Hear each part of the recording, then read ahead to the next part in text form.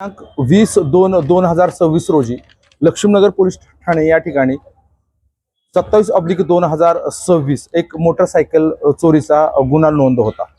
या गुन्ह्याच्या अनुषंगाने पोलीस अंमलदार सुजय अंबासे, अतुल जाधव, भीमराव कांबळे, कादिर शेख या डीबीच्या टीमनी अथक परिश्रम घेऊन 100 ते 125 कॅमेरे चेक केले। घटनास्थळाला वारंवार भेट दिली, परंतु कुठलाही सुगाव लागत नव्हता।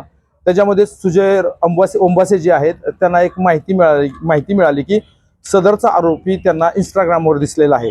त्या इंस्टाग्रामवरची आयडी आणि सीसीटीव्ही मधील जो आरोपी दिसत होता त्याचं वर्णन सेम जमलं। त्याच्यानंतर आम्हाला समजलं की सदरचा आरोपी हा अहिल्यानगर लिंबोडी या ठिकाणचा आहे। ताबडतोब PI गीते यांनी सदर टीमची कमान स्वतःच्या हातात घेऊन ताबडतोब एक पथक आपल्या अहिल्यानगर लिंबोडीला पाठवलं।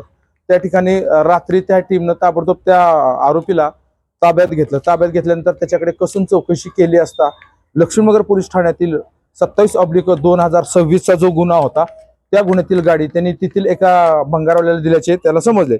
त्याचं नाव पत्ता विचारला असता त्याने त्याचं नाव वृषभ संतोष भिसे असे सांगितले।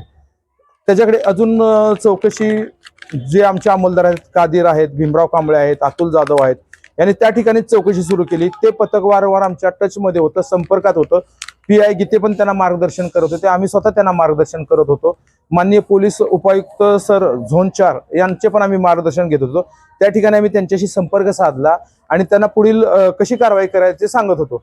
ज्याप्रमाणे आम्ही मार्गदर्शन करतो त्याप्रमाणे टीम काम करत होती आणि तिथून त्यांनी 4 गाड्या ताब्यात घेतलेल्या आहेत। गाड्या घेऊन आलेल्या आहे। अधिक चौकशी त्याच्याकडे केली तर आणखी 9 गाड्या त्याच्याकडे सापडलेल्या आहेत।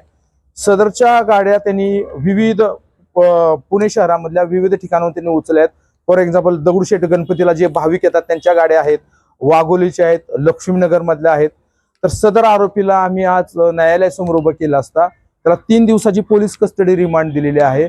अजून अद्यापर्यंत आम्हाला नक्की कळालं नाही की तो त्या गाड्याचं काय करत होता, तर त्याचा लवकरच तपास होईल।